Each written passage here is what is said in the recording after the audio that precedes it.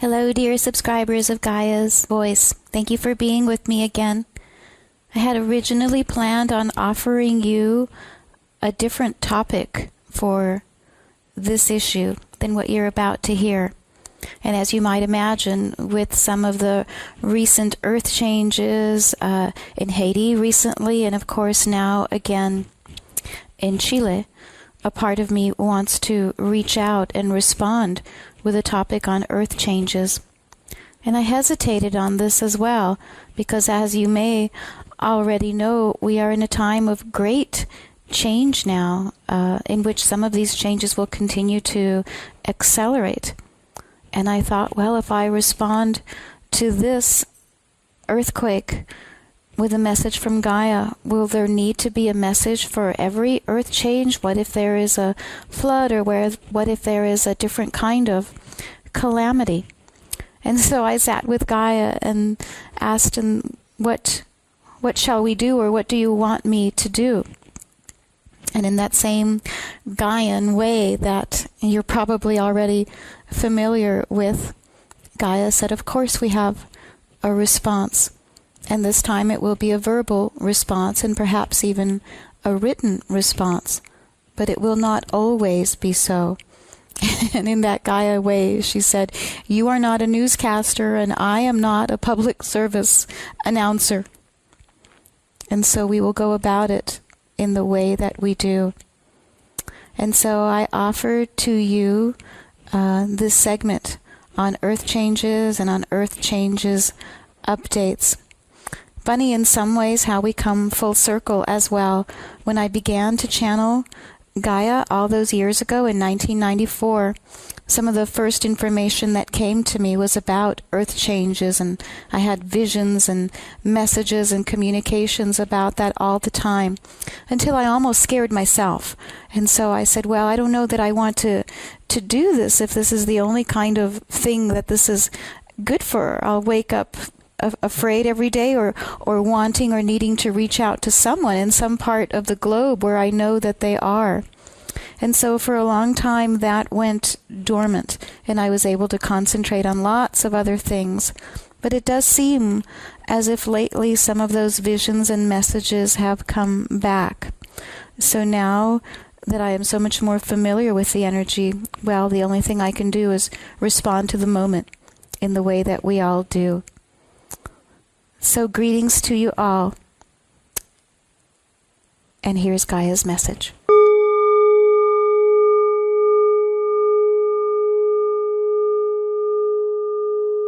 Indeed, sweet ones, and always a greeting, always the acknowledgement that says the moment is upon us, the time is upon us, our coming together. And as we gather together, for in some ways we do, whether you know it or not, you have become a collective consciousness, a collective reality in which you gather together in moments of your own choosing, but into the same circle, into the same fold. Gaia's circle, if you like, as easily as Gaia's voice.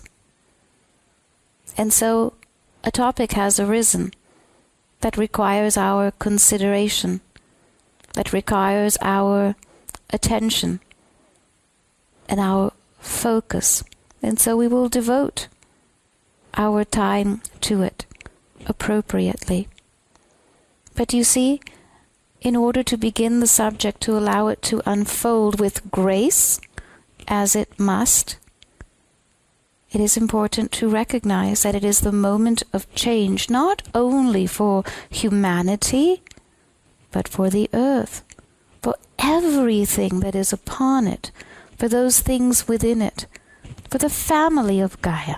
And so what is the family of Gaia? Well, most certainly the sun.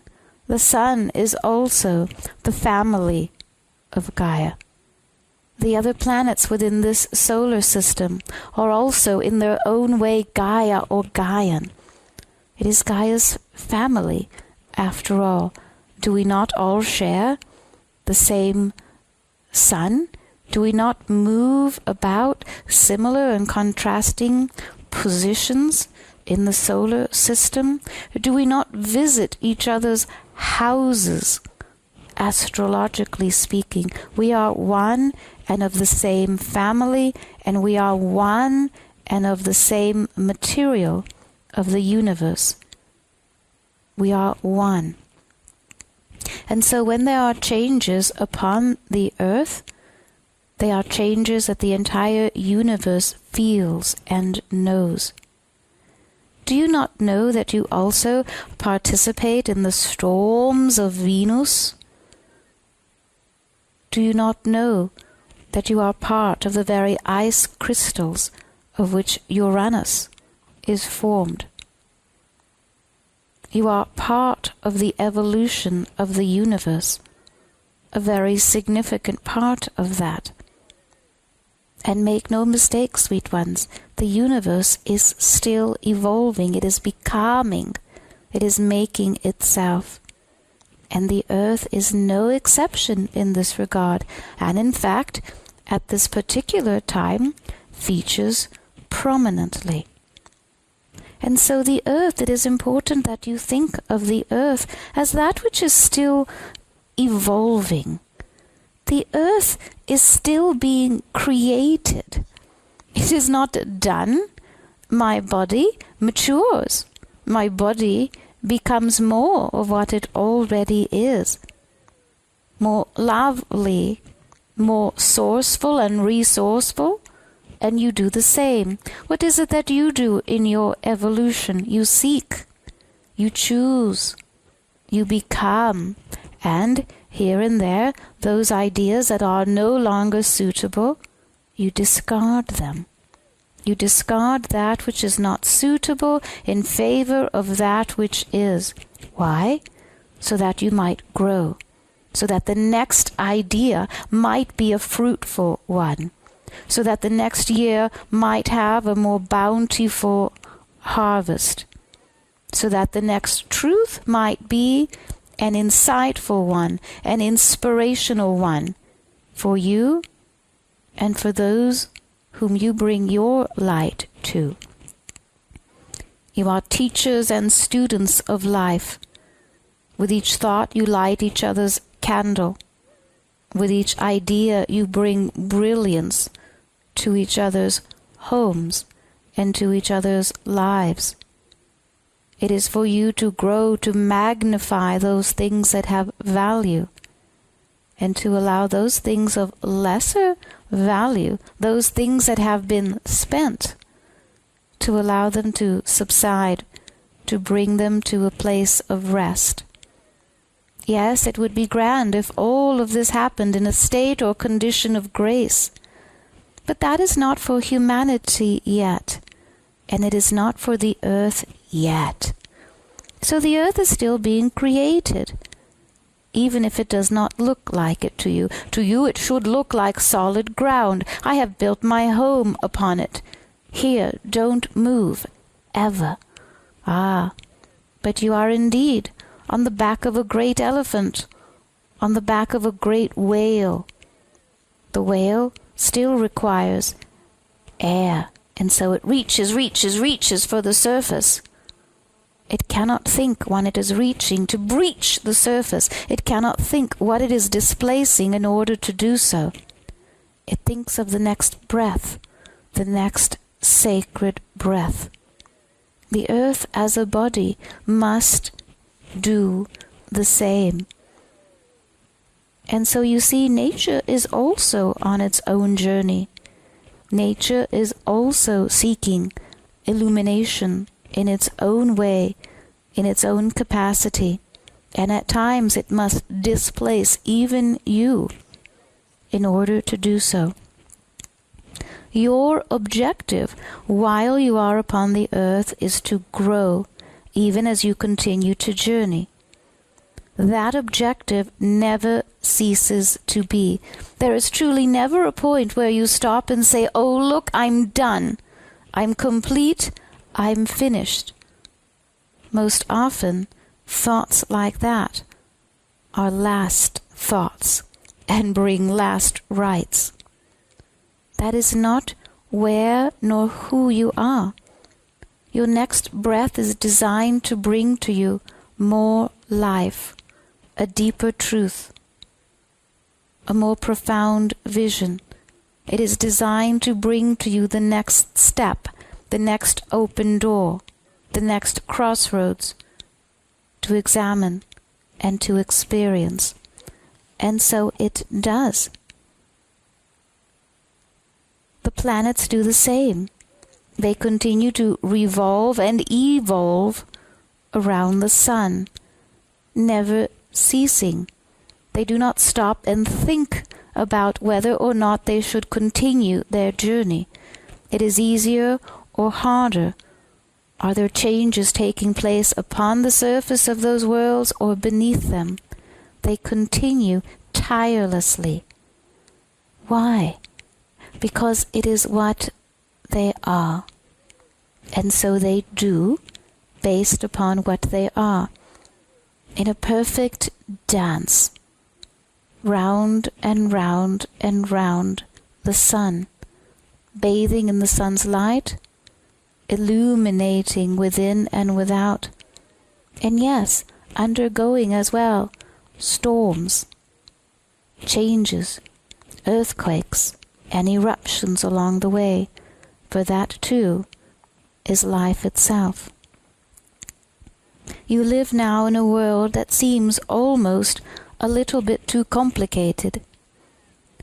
It is complicated in the cities that you live, complex systems that you are a part of, family, interrelationship systems, economies interwoven one to another, interdependent one upon the other for the next step or the next day. A complicated world. But why? When did the world cease to be a simple world?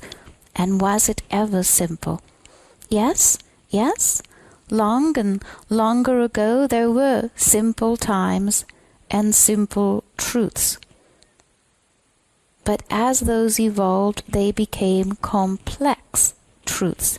In other words, they became dimensional truths and dimensional expressions. This did not make them complicated per se. That is somewhat of a human trait, to take the simple, allow it to become complex, and then to develop that complexity into the complicated. Now, one of the reasons that the world is as complicated as it is that the true value of life has been misplaced. And as a lost treasure, it must be found. The Holy Grail, where is the value to life? Where is the cup of life? And what is it filled with, if not life itself? And so in some ways, the value of life, while not extinguished, is at an ebb rather than a flow. And many will look about their lives saying, it has little value. It has relatively little value, some will say. But it is not. It is simply that the value has been laid to rest, or because it could not be rested, it was set aside so that it could be picked up again later. And so humanity is now on a search for the value of life, for the value of self. What is self? Why is self? Why is life itself valuable? If all I do is go to work and back in order to support this month or this cycle, only to need to do the rest again, where is the value in that? And indeed, the point can be argued. But the value is not in one's endeavors necessarily. The value is in life itself. The value is in the support of life. The purpose of life, as we have said before, is life itself. It is life that values life. It is life that endears itself to life. It is life that gives itself for life.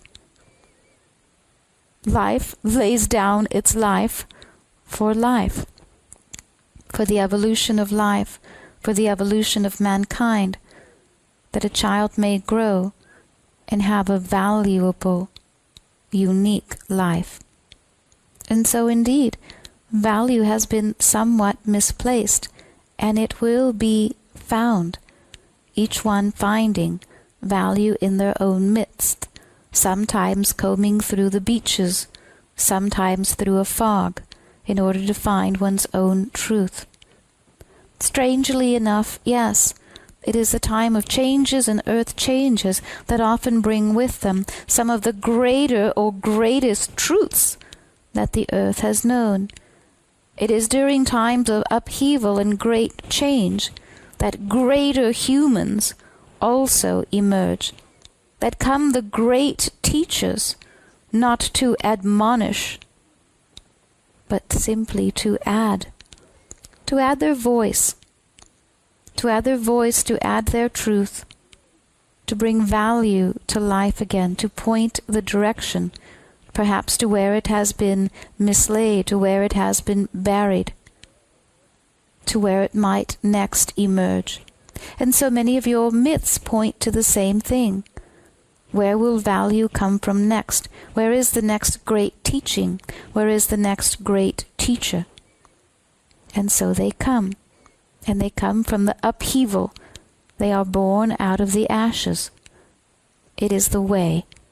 It is the way of the earth to bring about its greatest from what appears to be the least inspired moment, the most difficult, the most oppressive.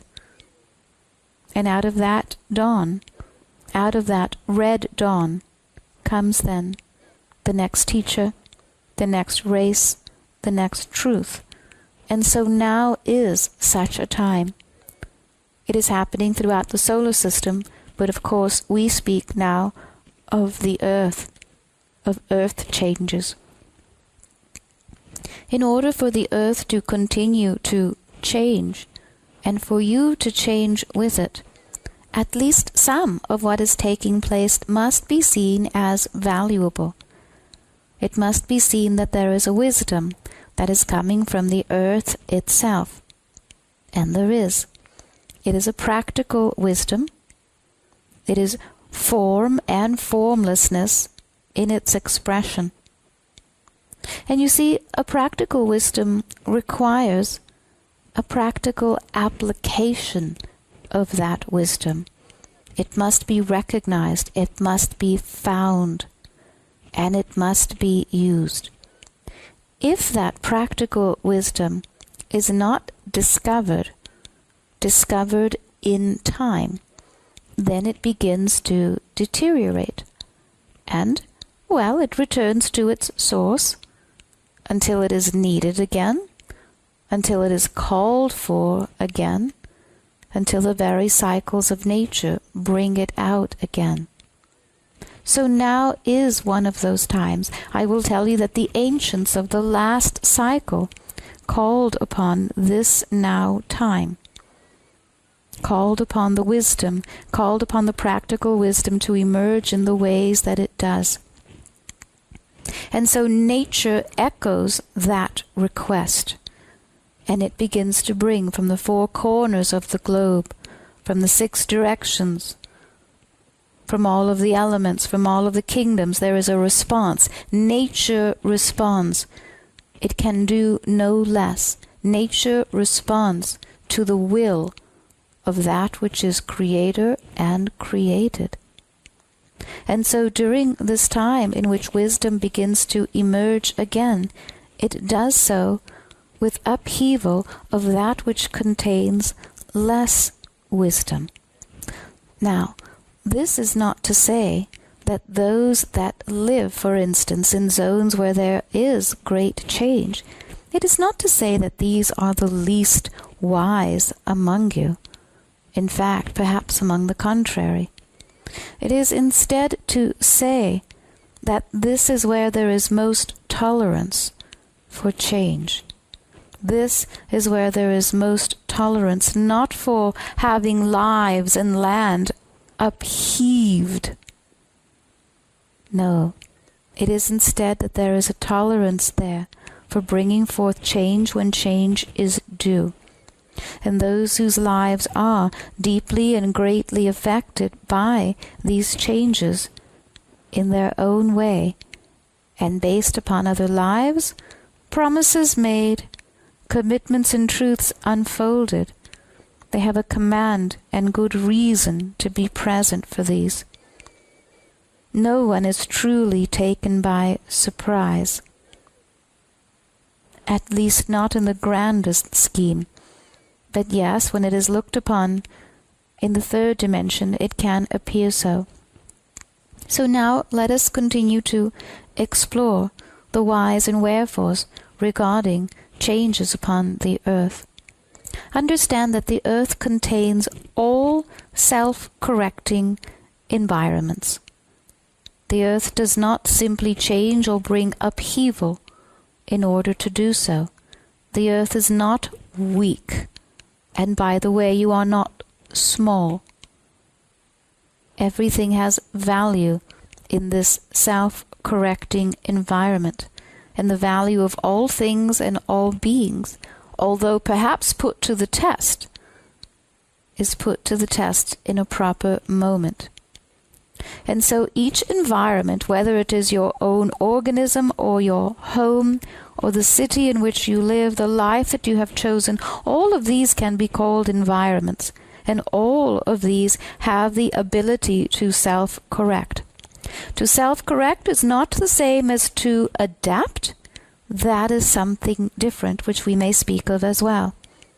A self-correcting environment is that which leads to progressive and higher levels of expression, be they thought or frequency or the development of land itself. So self-correcting environments lead to an effective action where kingdoms and elements are concerned. An effective action is that which brings together much or most kingdoms and elements. Perhaps if we were to look at an earthquake this way, you might see that it does in fact bring together great communities of humanity, that it does involve all of the kingdoms, that all of the elements are also at work with that change. And so all of the environments are at work correcting, remaking, in effective action.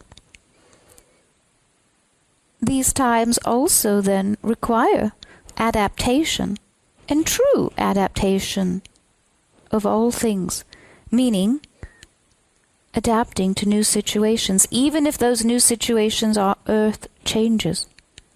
And perhaps, sweet ones, it is time to become accustomed to a different peace, a different way of peace, the kind that is more common to a world that is still evolving, that is still growing, that is still becoming.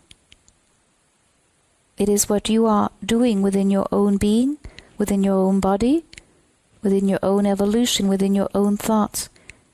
You are evolving and adapting to change in every instance and every moment. And the earth is doing the very, very same.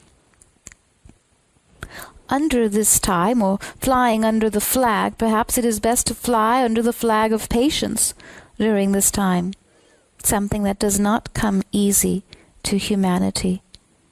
But what is patience then? For today's purpose, we will define it as a reflection upon the living order of nature itself, as a comprehension of the universal order in things, and a restoration of that order. And that requires a bit of patience. It is not always a tidy change. It is not always a switch this one for that one, and we will go on ahead. At times it brings with it chaos that only later becomes order. But such is the way of nature, and it is important to comprehend the universal order in nature. That is what the earth follows at this time. Where there is a rumbling, where there is a movement of the earth, where there is an overflowing of a river's banks, where there is an eruption of a volcano, where there are hurricane winds, all of these responses to the universal order in things, the universal order of evolution itself. And evolution has its own timing. It has its own movement. And that is the movement that the earth follows. It is not the movement of a clock.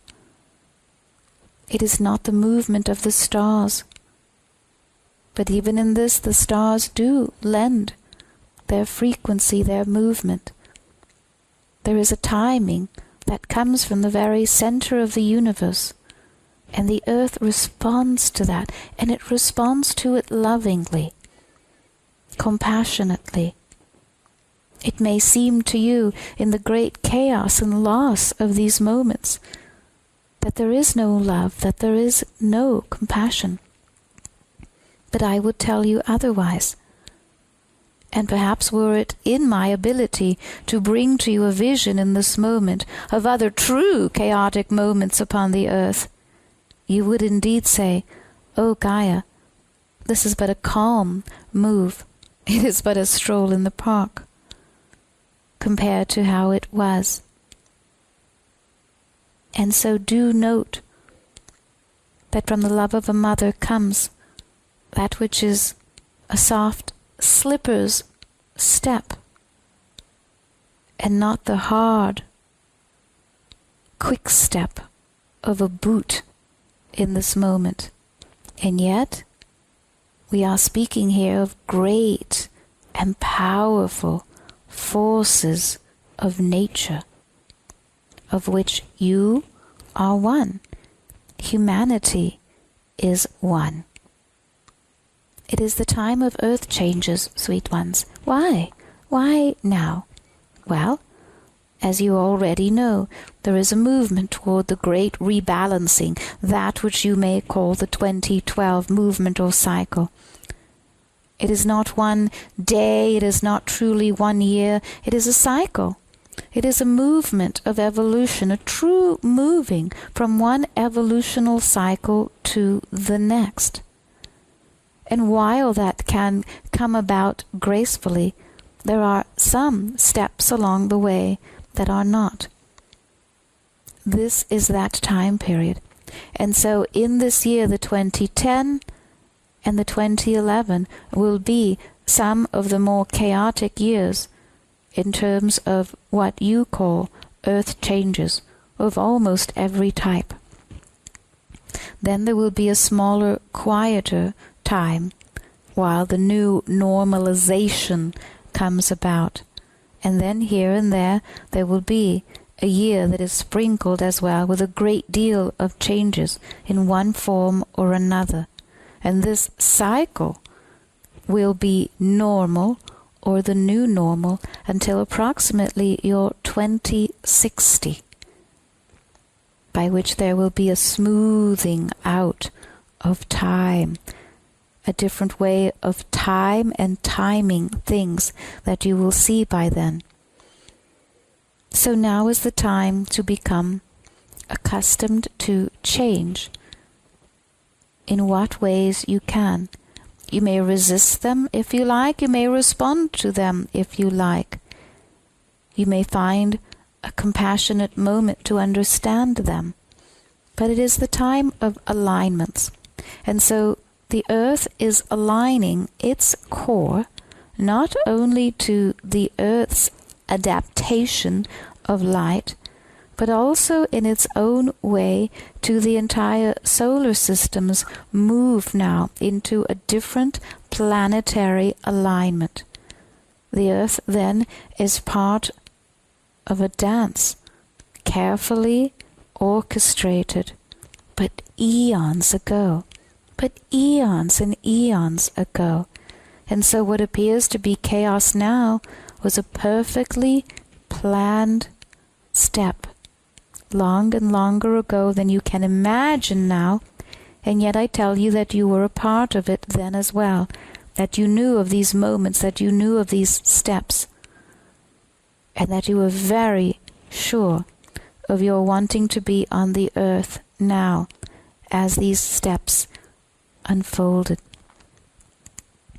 And so the entire earth is moving, but not always in the movement that you are accustomed to, a movement of evolution, a movement in which the core aligns itself just a little bit differently, which aligns the axis of the earth just a little bit differently, which changes many things upon the earth, from your own polarity of your mind to the polarity of certain species, the variety of different species, the variety in the expression of genders, and how each gender expresses itself, to what degree, how different is one gender than another. The seasons express themselves differently, opposites and yet paired opposites. So it is a time to reflect upon changes of many kinds. When you see something on a grand scale, such as an earthquake, that is the last step in something perfectly choreographed that has been taking place over eons of time. And that great physical upheaval, that great sigh of relief and release and change, that is the last part in that cycle, for all other parts of it have already taken place over eons of time, for that is the way of evolution. Now the question has been put as well. If the axis of the earth is different, how different is humanity's access in that regard? What other relationships or adjustments to the human body, to the human mind, how might these be expressed? Well, again, these changes took place at the soul level long and longer ago than you can imagine.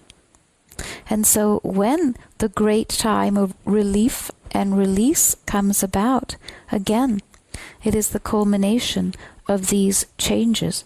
It is the step in self instead of the planning of the step. Yes, your core is also changing. The core of the human being, the beingness of humanity, at the level of community, at the level of self. There are adjustments. For some they are on a grand scale. For some they are much smaller. Look again to the planets. There are some that are on the outer level regarding the sun, some revolving much closer, more intimately with the sun. So it is the same with humanity. It depends upon how you individually are revolving around your own sun. You have an inner sun, which is your soul or your soul's correspondence. And of course you also relate to the outer sun. To some degree, the core of the earth is also a sun. In its own way, it also speaks to you, and you respond to the core of the earth. You respond to the outer sun electrically. You respond to the inner sun or the inner core of the earth magnetically. And depending upon how you are arranged, you must balance yourself accordingly. So perhaps there are those that are arranged a little bit too much to the magnetic, perhaps too much to the emotions. They draw too much to themselves. They draw too much upon their shoulders. They draw to themselves the burdens of life. this must be rearranged. Then there are those that may be arranged of an electrical nature. They give, here, take this. Here are these words. Do this. Take that. They unburden themselves, perhaps a bit too much as well. Not my responsibility, yours. Not my decision, yours. And so you see these times of great changes, they temper. They temper humanity. They do not alter you. They do not necessarily change you. They temper. And not just the personality, they temper the soul. They stretch, they pull. Atoms within you collide. When the plates of the earth collide, atoms within you also collide. In some ways you are all very perfect and powerful, atom smashers. And so your DNA learns from this, rearranges itself, reorganizes itself, rebalances itself, responds to life a little bit differently, and prepares to evolve and to assist others in the same process. Remember that what takes place for one takes place for all. It is not simply those within range of an earthquake that have been affected. It is not simply those that feel the earth move beneath their feet. Oh no. When the earth changes, everything upon and within the earth changes. It is altered by the frequency of that change. It is altered by the rhythm. All things respond then to the electromagnetic energies of the earth, and the earth responds to the electromagnetic frequencies, nuances from the sun and from its family, the solar system. And so now, during a time of great alignment, the earth must begin to shed and change and move and accelerate its dance so that humanity can do the same. For those that truly wish and desire true change for themselves and true change upon the earth, this is that. This is exactly that. It is exactly what you have asked for. It simply does not look like it in this moment. Oh, that? No, I didn't order that. I ordered a peaceful life, thank you. I did not order upheaval. I did not order drama. Change, yes. Change that I can observe in others, not myself. And so now is the time to evolve, to change, to discover, to become.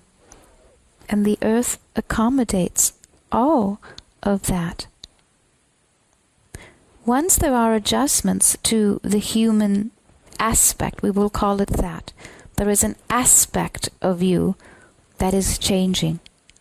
An aspect is another way to say how you view yourself. How you view yourself is changing, redirecting itself. Your axis from within is also then modifying itself. In some ways, your axis is becoming more far-reaching. It extends now and will continue to extend further beyond your body. It is a little like to say you are growing, and so you are able to stretch a little bit further. It is to say as if you are growing taller, and you will see that humanity will evolve into a taller being over the next 100 years by at least 1 foot or so. While this extension of self is taking place, your very axis, your reach, is extending further from the physical. The further that you extend from the physical body, the more that you are able to sense, to perceive other kingdoms, other elements, other beings, and other truths. This changes that are taking place will allow you to extend your non-physical senses, so your intuitive abilities, your telepathic abilities, your abilities to know what is taking place, where is taking place, the extension of your access to further from the body. When you see those in grand ones and you say, oh, what a great and grand auric field do they have. Look how far it stretches. Well, that is also an acknowledgement then of their ability to perceive into and through other dimensions. And so it is the same with the axis. It extends beyond your own life. So you will continue to be self-centered, meaning that the importance is on the self, on the development of the self, on the expansion of the self. But even as you are self-centered, you will be oriented differently. You will be community-oriented, self-centered, community-oriented, and through the next series of evolutions that are also already in the midst, you will extend into a different aspect of community. So if you like, you may term some of this that is taking place aspecting. You are aspecting. It is another way to say you are glancing in the mirror from a different angle, one that you could not see previously. A different aspect of you or of humanity is being revealed. This will not happen almost as automatically as you would wish. Yet, in some ways, as you awaken day by day, something is and has taken place. Something from a much deeper and greater place. You are changing from within to without. Already you have seen that there are indeed different patterns in the way that you sleep or how you arrange yourself or how you view yourself. These will increase. You will notice an increase in your behavioral patterns, how you behave on one day compared to another, how you behave in your work cycle as different than your home or off cycle. And in these ways there will be an acceleration in the younger generations as well. Those generations that are already hardened in their ways, they will notice these changes a little bit less. The softer generations where the mind is not hard set, here you will notice much more of the changes. A change of mind, a change of idea. And you will begin to see that new thoughts indeed make a new world. So yes, behavioral patterns, changes in eating and sleeping are to be expected at this time, and they will continue to grow as well. Is there a need to prepare for an earthquake? Can you prepare for an earthquake? No, not necessarily, because not yet can you truly align yourself with the core of the earth and how that core then manages its resources, source to resource, with all of the other languages, patterns, cycles of the solar system. In order to truly predict an earthquake, you, as a language, would need to understand the entire language of the solar system, the language of evolution and of evolutional cycles. And, to be honest here, sweet ones, though perhaps I will lose perhaps one moment of your respect, I will say to you that even I, Gaia, cannot predict the next true moment of awakening, not for you, not for me. And yet I understand them perhaps to a greater degree than humanity does. I am able somewhat to prepare, to adjust, to receive. But these moments are not always well timed, as you have seen, and in fact, at times are even ill timed. But who is to say when the child will be born?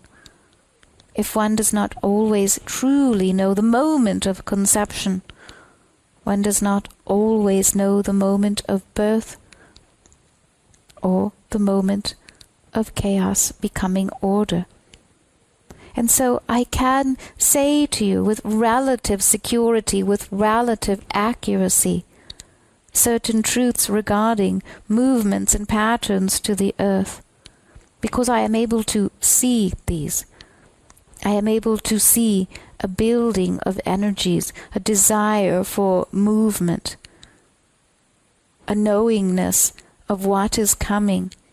But the exact moment, I say to you, is more timed by the sun and by the cycle of all things within things. It is not the earth that decides in one moment, today is the day, now, this afternoon. It is not so well timed, and yet there are patterns and indications, and we will speak of these as well.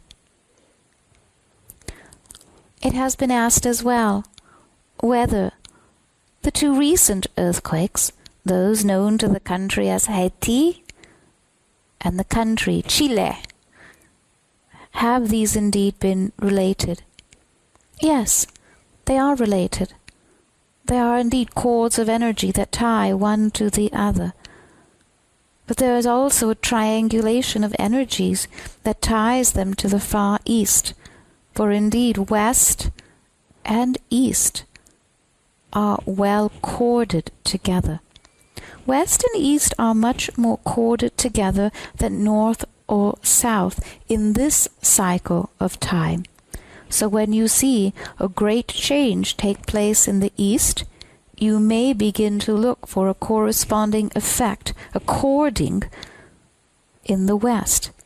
Again, it is not necessarily true north to south, not this time, not in this great cycle, though in other great cycles that has been more true and accurate than at other times.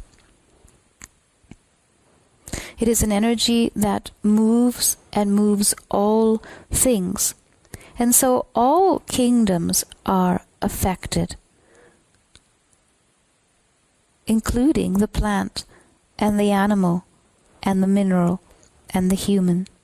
Now, to give you an idea, a simple idea of how the other kingdoms experience a great change such as this, an earthquake, an earth change. Well, of all of the kingdoms, I will say to you that the mineral kingdom enjoys it the most. For the mineral kingdom, it feels a bit like you would consider a massage, a hard massage. But the earth rock, after all, is hard, and so it appreciates that hardness, that tempering, that pressure. And so imagine for a moment that in a loving gesture, someone is walking upon your back with very knowledgeable toes and feet that understand every vortex of energy and is there able to release just the right pressure here and to place just the right pressure there. That is a little bit what it feels like to the mineral kingdom. The more pressure that is put upon a plate or an energy or a mass of land, the better that land or mass feels. The more pressure, the more energy that is released. And so in some ways, again, it is a little bit like what you would feel from cracking your knuckles or like that.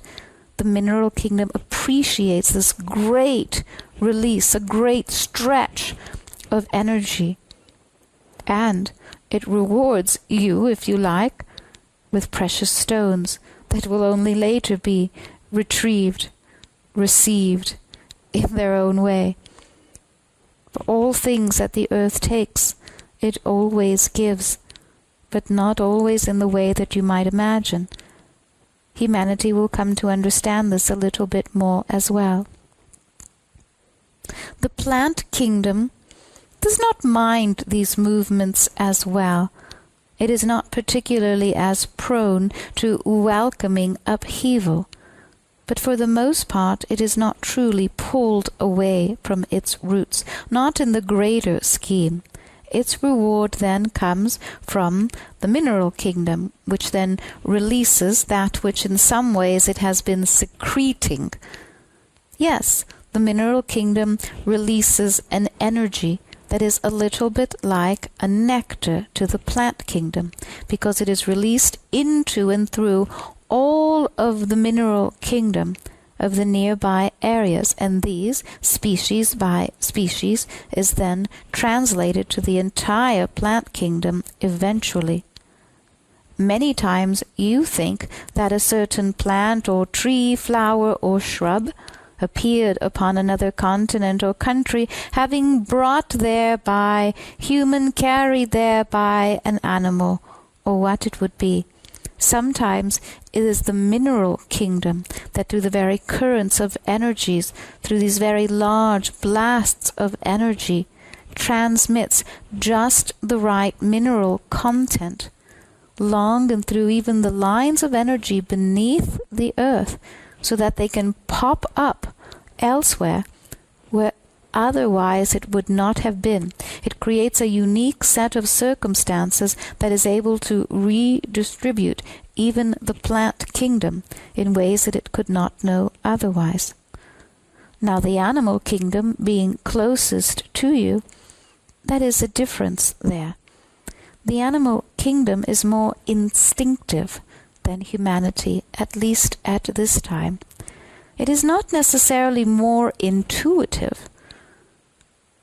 That humanity can take credit for if it continues to develop this, and it is seen that it will. The animal kingdom, then, being instinctive, recognizes the smell of an earthquake. Yes, it has a smell. As you well know, the ability to translate all of the physical senses across long distances is very well developed in the animal kingdom. Well, quite literally, they are able to smell the coming of an earthquake and relatively where it is coming from. In other words, is it coming from deep beneath them, or as a wave that is moving to them, a wave that is coming from above or beneath the ground, or even from the oceans? They can identify which element that particular movement will have more of, and they are able to adjust themselves accordingly. And so for the most part, they receive the energy and they are transmitters of that energy. They can diffuse some of that, absorb some of that, deflect it, contribute to it. They are able to use it in a variety of instinctive ways depending upon the species itself. They are like great messengers for the animal kingdom. And there will be times when it will be able to intuitively guide itself and its entire family either toward an earthquake, if that is necessary, or away from it, for that perspective as well. Now, in terms of the changes themselves, earthquakes being related to tsunamis and such, yes, there is indeed a relationship one to the other. There is a relationship earth to ocean and currents of energies. But it is not always true that an earthquake will always bring about a tsunami, at least not one that you would always perceive. You see, there are indeed currents of energies, and they would appear to travel all through the oceans and to move water. But sometimes the currents can run even beneath the crust They run, in other words, beneath the ocean floor, not above the ocean floor. So while water can be disrupted, while it can be moved by the current, the greater, the more powerful current, the tsunami current, if you like, can move beneath the ocean floor and there smooth out ridges beneath the crust. It can connect energies to other parts of the world.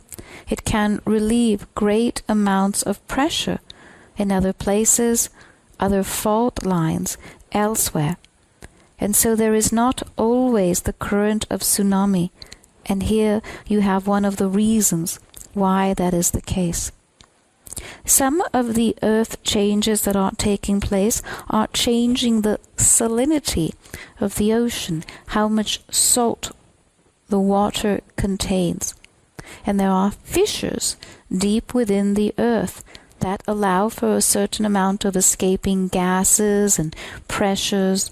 And all of this then allows the water itself to be a little bit less salty than it has been. Further contributions to this come from the glacier melt as well. These melting glaciers are made of a water that is a little bit heavier, a little bit more dense. And as these melt, there is a flowing of these particular waters toward the equator. And as this movement goes to the equator, it begins to displace some of the other water. You cannot see this. It all appears to be ocean water after all. Can you tell the difference of one droplet of water compared to another? No, not necessarily. However, the water is indeed and uniquely different.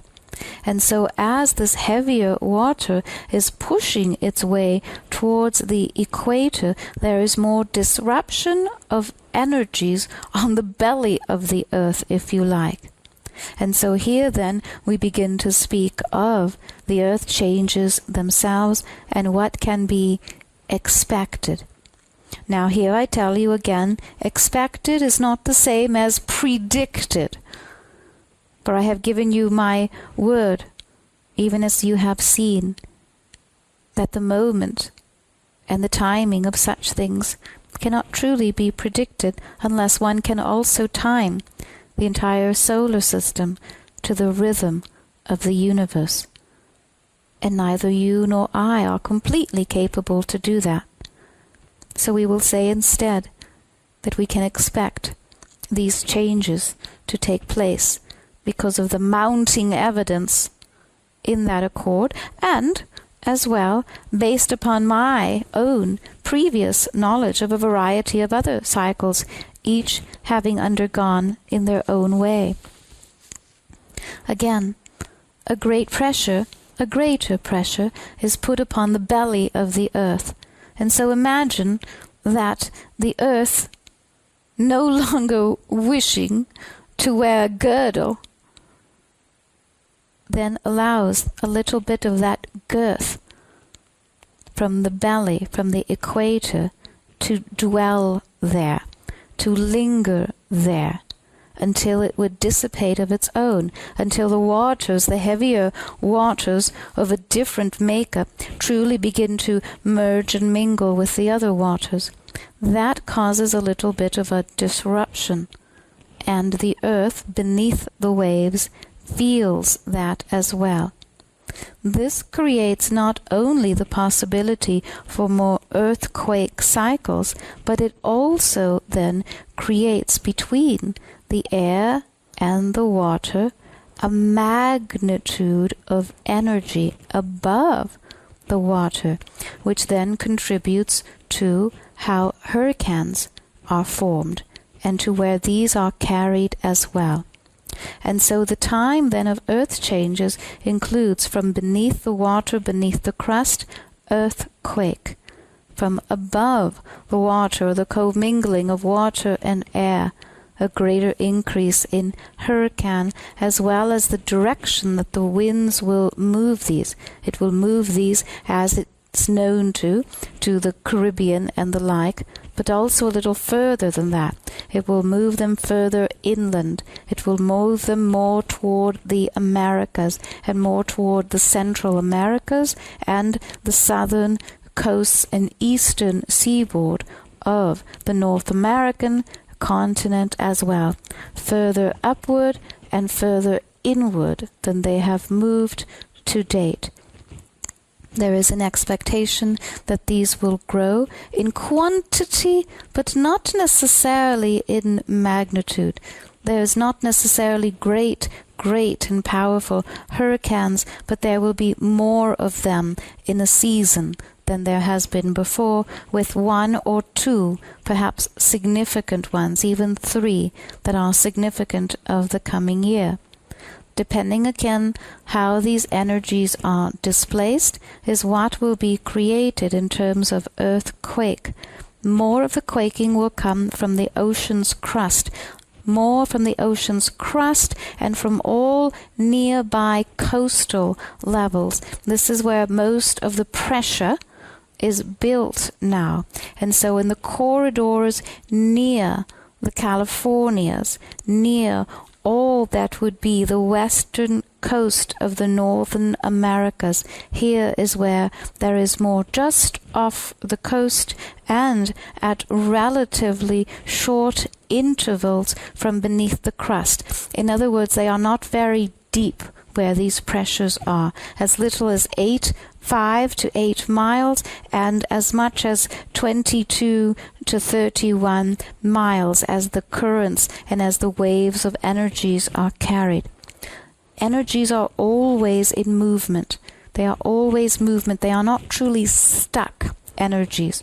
And so imagine these great scalar waves moving up and down and through. Well, when the timing of an earthquake comes, it can be on the up beat or cycle or the down beat or cycle, and this creating a greater or lesser quake. Now, to continue along all of the coastal areas of the Alaskas as well. These are also then carrying energy. There are rifts of energies already there and in place. All of the coastlines then relative to the Southern Americas, the South American continent, that as well. More to the west, it is more prominent. To the east, to the Brazils, it is less, but there is some that will be affect there as well. More to be known in the Caribbean as well.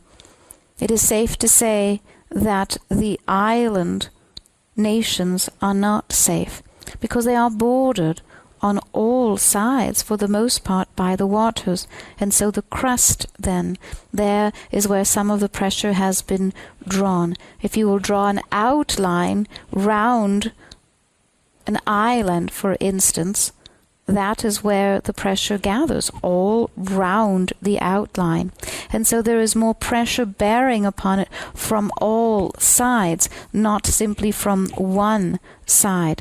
And so these are more prone then to a disaster-like cycle where these are concerned. There are greater pressures as well to the Japans and to the Chinas and to the islands of the Far East. These are, for the most part, because they're deep in the oceans, they're deep in the trenches of the oceans, there is an umbilicus of sorts, if you like, the umbilicus of the earth and of the next cycle. That is somewhat where it is situated. There are openings there that one could lead all of the way to the core of the earth if one could navigate energies with instruments and with certain planes of energy that are less understood now. And so here then is where there is more tugging, more pulling, more cycling, more energy is born there and then distributed round the earth. But at times it is simply a little shock wave of energy that comes from the center of the earth, from the very magnetic core, and it jostles these areas. And so during these particular cycles of energy, the East and the Far East will know more distribution of energies. And again, East to West, we have said that there are chords related to each other, and so there are more movements in this area as well. The poles at this time are relatively stable because it is not as much north to south. In essence, as long as there is more of a melting of the poles, this brings relative tranquility to these energies, although it makes it more vulnerable in other areas. We'll say to you that the Canadians are relatively safe as well. There is less pressure here because it is further to the north. Those lands that are much and much further to the south, they will have less catastrophe as well, less disaster. And so it is more than given to the center, to the middle of the earth, and again near and about the equator. This is where there will be more. But of course, remember, all lands are related to one another in the way that they are. This gives you but a small idea of what is here, of what is coming. And of what use is this? Of what use is it to know where it will be or how it will be? Of very little in essence. For how does one prepare for an earthquake of great magnitude? How does one prepare to ride the whale that rises and falls with its own needs and to its own timing? Well then, one can only trust in one's ability to respond to the earth because one belongs to the earth. You are in bodies that belong to the earth. The bodies that you occupy are made of a material that is of the earth. In fact, it is earth itself that you occupy. You are made of bodies that have oceans of water, land masses, cords of energy, flow and movement of rivers. You see, you and the earth are one. As you begin to understand this, and without thinking of yourself as being separate from the earth, you will come to know how to move with movement, how to change with change, how to adapt and how to evolve, how to intuit and how to use your instinct, what to do, how to do it, where to be, where not to be. That is the only preparation that you can have, is to develop your senses, develop your abilities. Where you live in fear, wondering what will happen next, it is much more difficult to develop these abilities. Where you say to yourself, the earth and I are one, and as the earth moves, I will move, so then you will have a different and a greater perspective. Of course you will say, it is easy for you to say such, Gaia, for you are not affected in the way that we are. It is not your homes that are toppled. It is not your savings, it is not your things that have been ruined, disturbed. And there I will say to you, it is so. It is so, and you are correct.